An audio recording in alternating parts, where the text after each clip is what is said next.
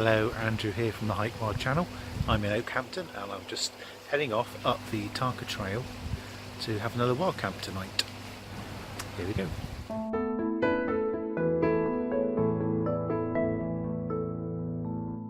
Stopping for a rest. I'm just coming up the hill. It's called Ball Hill. It's a plantation just on the Tarka Trail coming out of Oakhampton. Just in front of me is one of the Oakmont rivers, the East Oakmont, and it splits into a mill race, and I followed that little mill race all the way up from the college, and there's a big water wheel down in the town there which is still preserved but not working.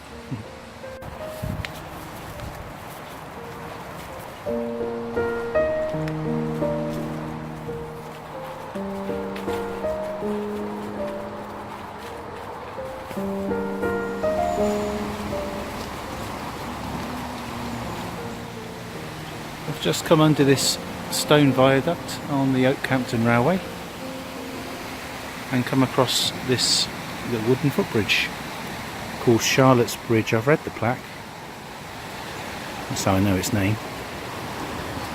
Here we go, I'll let you have a read.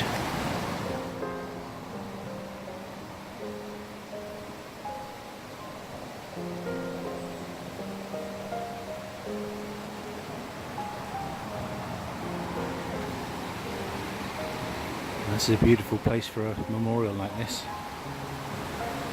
But what a tragedy. A little girl died crossing this, well, what to you and me might look like a innocuous river, but dangerous all the same. What a terrible story, but what a beautiful place, and what a wonderful memorial that the family and locals have provided for us to walk across. Thank you.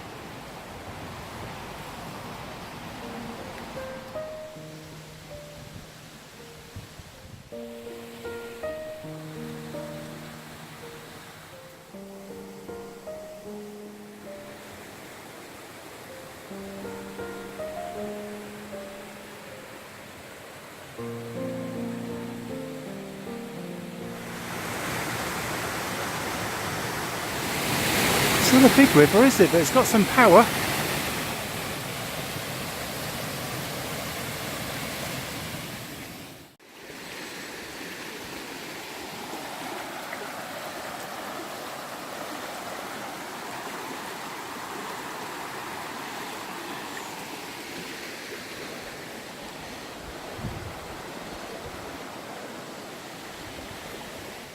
So, broken out the woodland now.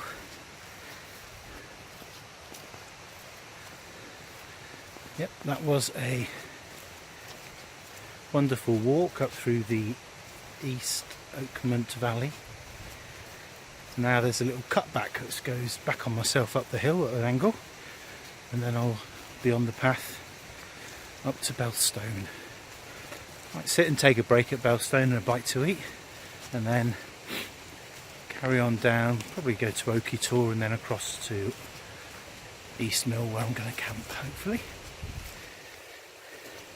Catch you soon. It's a mild autumn day, so I'm lucky in that respect, and I'm also lucky it's held off raining. So look at these beautiful colours though.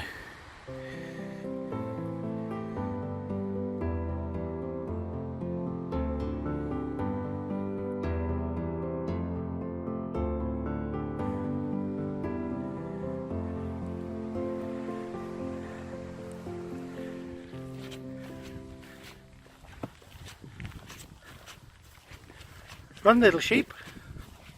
I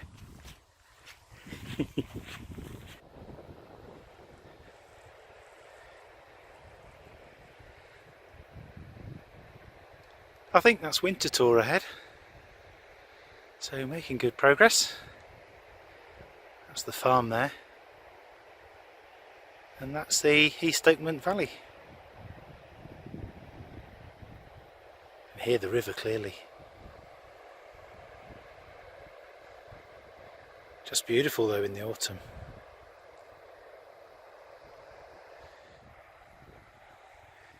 It is Winter Tor. I keep stopping though to look at things. Better get cracking. So this is Irishman's Wall. It's not until you come close to being in line with it and you look up and down its length, you can see, even though most of the wall isn't here anymore, you can see a part of the actual wall to the farm down the bottom there. See if I can point that out to you. Just here is in line with you know, in line with a lot of sort of straight bits of the land which aren't wall or anything, but you can see where the vegetation follows that line. And if I go through 180 degrees, you can see it. Even here in the grass, you can see it following up through the bushes there, and then into the distance. You can see it here, where the stone goes up over the hill, and it carries on for quite a bit longer, well, much longer actually, all the way over the other valley. So, my question is, what the heck is Irishman's Wall? Was it built by Irishmen, or was it to, I don't know, do something else? Contain Irishmen? I don't think so. Anybody know? Put it in the comments for me. Thank you. I've stopped here up on winter tour, had a little snack and a bit of a drink of water, and think about where I'm going next. I'm just looking over to East Mill Tor. There's a lot of weather rolling in. I don't know whether to go straight there and get my tent up, or continue on my plan and go down to Oakey Tor. I'll get packed up and maybe just walk up and watch it for a few minutes. If this rain's coming in, I might try and head over there early and get my tent up before the weather comes in. So just a little update. I'm not at East Mill Tor. Up there behind me is Steeperton Tor, and I've come down into the Tor Valley because from the top I just didn't think East Mill Tor was going to be very sheltered. So I've dropped down here and I'm going to try and find a spot down in the valley here, because already I've come down here and the wind's dropped significantly. So when I get up near to the Tor, it should be quite quiet and peaceful. I'm hoping. Let's find a camp spot. Wow, so this is a beautiful spot. Looking straight down the Tor Valley, Bellstone in the distance. Those little oak trees here right in the middle of the brook, they're just wonderful down there. But you wouldn't have been able to hear me above the water, noise of the water, I don't think. Clearly people have been here camping before. There's a little fire ring there which I will not be using, of course. Shame they couldn't have actually got rid of it and cleared it up, even if they did have a fire. Hey ho, rant over. So up there is Steeperton Tor, and the disused Knack mine is up the valley there. And I just caught the end of a sunset. Not a particularly colourful one. It's not really setting, it's just disappearing behind that hill, which I guess technically is Oak Tor. Oak Tor's up there. So this is my spot for the night, and it's not windy. Very slight breeze once in a while, so should make for a nice, quiet, comfortable night. Let's get the tent going and get some food on. So here's my pitch. Found a nice flat bit of grass here by the river. Wow, it's starting to get dark already. It's only just like 4 o'clock. Well, I went down and got some water from river just over here, and so it's about 4:15 now. That's the only problem with being in this little valley sheltered from the hills, by the hills and that. Mind you, it is clouding up quite a lot. That's where the sun went down. But yeah, I don't think we've got much more than an hour's worth of light of any sort left. So yep, I will get myself cooking. Got some Idaho mash, buttery herb flavour this time, and I've actually got a bit of fillet steak, would you believe. I did pack in a bit of a rush, so I didn't bring my frying pan, but oh well. I can fry it off in the bottom of my MSR Titan. Yeah, the MSR Titan kettle was courtesy of Carl from a YouTube competition I won. Thank you very much. I'll get that out and get it going in a second. I've used some of the stones from the somebody else's fire pit to just build a little base there. I'll put the foil on that and it just helps keep it all off the ground. Right, let's get eating. So I tried lighting with a little flint and steel. Where's that gone? This little thing. Yeah, got plenty of sparks straight into the little alcohol stove top, but nope, the alcohol did not want to light. So I held it up against my little lighter. This is cool. This is a little keyring lighter. That's on there with my whistle, but yeah, that's by True Utility. How's that going? There we are. Little petrol lighter, like a little Zippo, it's just a little bullet. So I keep that with me. Just, there we go. And oops, daisy. Yeah, just strikes like that. So pretty handy bit of thing, handy little thing to have. Right. See how long this will take to boil. Hope I put enough meths in. Mind you, I'm not using meths, I'm using some of that stove alcohol you get. The ethanol. Yeah, got a case of the stuff because that's the only way I could buy it. So I probably had about, I don't know, a couple of 300 mils of water. So I've put just over half a packet in there and it's come out with a fine consistency. Lovely. Got a bit more to have afterwards. Right, taste test here. Butter and herb, Idaho mash. Cool, that's nice. Oh yeah, that's nice. Piping hot. Still got some flames going on the on the little alcohol stove. But I'll eat this up, clean the pan, fry up some steak. Wow, we need smelly vision for this. I've got these little tiny fillets in here. I impregnated them with oil and salt and pepper before I came out and wrapped them in a Ziploc. And yeah, I've tried lowering the heat by dropping it lower down under the pan in the depression between the rocks under there, but it's still cooking pretty quickly, so I've got to turn off for a moment and get turning. Wow, that was interesting. It's struggles to stop them from burning, but I think I've singed the bottom of the pan a little bit. The alcohol burner is just about dying, so I'm going to leave that to rest for a couple of minutes. That's just nicely done, rare. Awesome.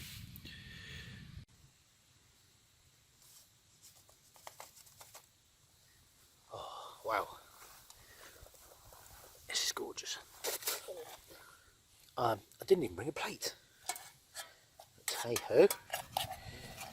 Who needs a plate? And you've got a lid. Look at that. I'm not sure you'd get away if you tried this with some cuts of beef, but hello there. This was a little bit of fillet that I picked up from the supermarket yesterday. Let's see what happens. Oh, I might dispense with a fork. Just go with fingers. Oh yes. Oh, wow. Look at that. I'll munch this before it's cold.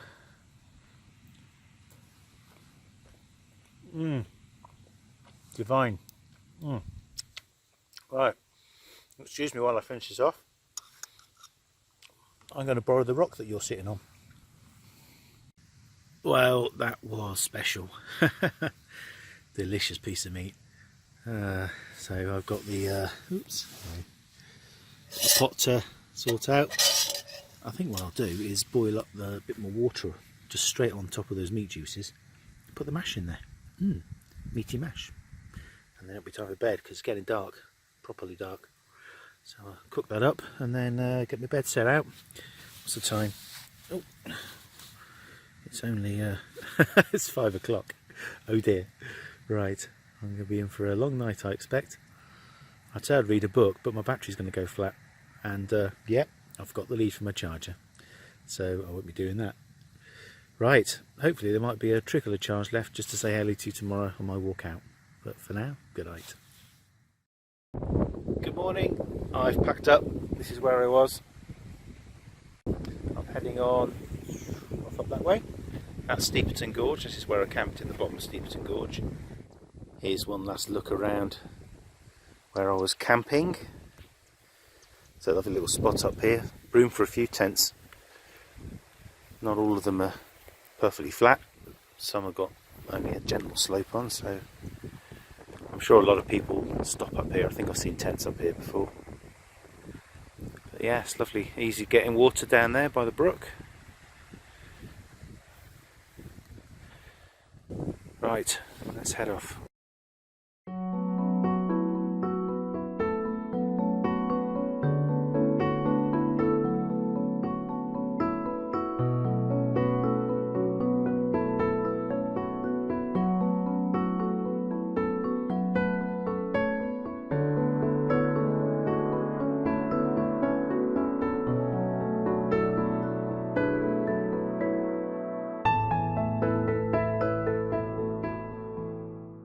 Taking the right hand fork here and going up onto East Mill Tor just to see if the sky's clear and I get a view.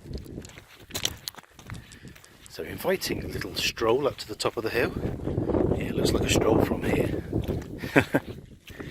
Yeah, see what we can see from the top. Wow, well it just cleared enough to get a bit of a view. We've just missed the sunbeams on Oakey Tor. Across there it looked lovely. There's a bit of a break in the clouds for a moment. So it wasn't much of a hike up to the top here, but it's quite an impressive tour this. I've never been up to East Mill Tor. There's loads of different little rocky outcrops and formations. I'm just sheltered behind this huge piece here. Yeah. If you didn't mind the animal droppings, you could probably pitch here. So, oh, boots, new gear. Didn't show you this, did I? So these are my new boots. These are Hanwag, or however it's pronounced. That's probably upside down, but you get the idea. Hanwag, German brand. Yeah, and so far extremely comfortable. I went up a size to 9.5 to give myself a bit more breathing space and space for winter socks. I've been up to my ankles, well over the ankle, in a bog, a little mishap coming out of Steeperton Gorge, and my foot just disappeared into water. Pulled it out straight away, so that minimised the amount of water that went in the cuff. Helps with gaiters, of course. But apart from a tiny dampness around the cuff, which you'd expect from that, the rest of my foot is bone dry. I used to sweat in my other boots as well, but these, it might just be that it's cold out, but these I wiggle my toes and they're still completely bone dry all the way around. So very, very pleased. Shout out to No Sweat Outdoors at Barnstaple. Huge help from a guy there who runs a place called Pete. Helped me pick out the right shoes. Was very patient while I tried on loads of different styles and shoes, boots. Pick the right ones, and a special thank you to Laura, because I popped in at like 9 o'clock yesterday morning to change these up to the 9.5, and she was very understanding. Opened the doors 5 minutes early for me, so thank you to you guys. Right, nice to shop local. Anybody in Barnstaple? No Sweat Outdoors. Good boots and everything else. Right, I'm going to head off back now. Oakhampton Way.